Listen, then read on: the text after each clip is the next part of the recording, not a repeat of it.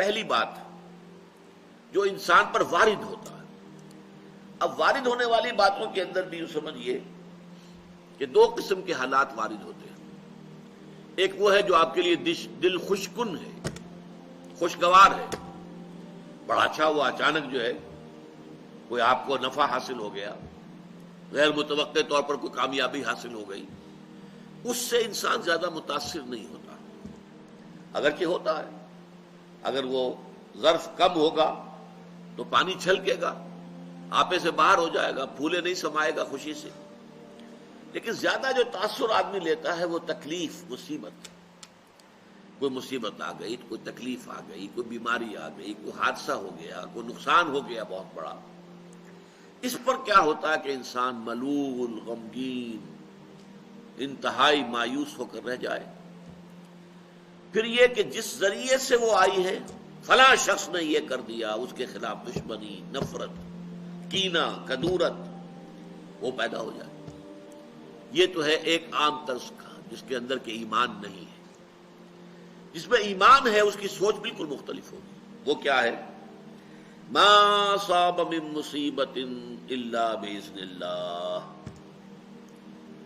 نہیں پڑتی کوئی پڑنے والی کوئی مصیبت مگر اللہ کے اذن سے. جو بھی کچھ ہوا ہے، پہلی بات یہ جان لیجئے کہ وہ اللہ کے علم کے بغیر نہیں ہوا. واللہ بکل شیء علیم، یہ آیت اسی پر ختم ہوگی. اللہ ہر چیز کا جاننے والا ہے. اچانک یہاں کچھ نہیں ہوتا. یہ اندھا بہرا مادہ جو ہے یہاں پر اس کی کار فرمائی نہیں ہے، در حقیقت فیصلہ اللہ کا چل رہا ہے. جو شے بھی وقوع پذیر ہوتی ہے وہ ایک تو یہ کہ اللہ کے علم میں پہلے سے موجود ہوتی ہے، دوسرے یہ کہ اللہ کے اذن سے آتی ہے. چاہے کسی ذریعے سے آئے. کسی نے آپ کو اٹھا کر پتھر دے مارا، اس نے پتھر پھینکا آپ کی طرف، یہ اس کا کام تھا، یہ اس کا عمل تھا. اگر اللہ نہ چاہتا یہ پتھر آپ کو نہ لگتا. آپ کو لگا ہے تو یقیناً اذن رب سے لگا ہے.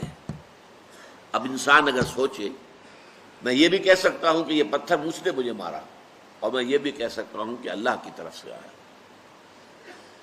اب سوچ سے نقطہ نظر میں کتنی بڑی تبدیلی آ جائے گی. پہلے نتیجے میں غصہ، انتقام، غضب یہ پیدا ہوگا اس شخص کے خلاف، اور دوسرے نتیجے میں یہ کہ ٹھیک ہے اللہ کی طرف سے ہے، جو اللہ نے چاہا وہ ہو گیا.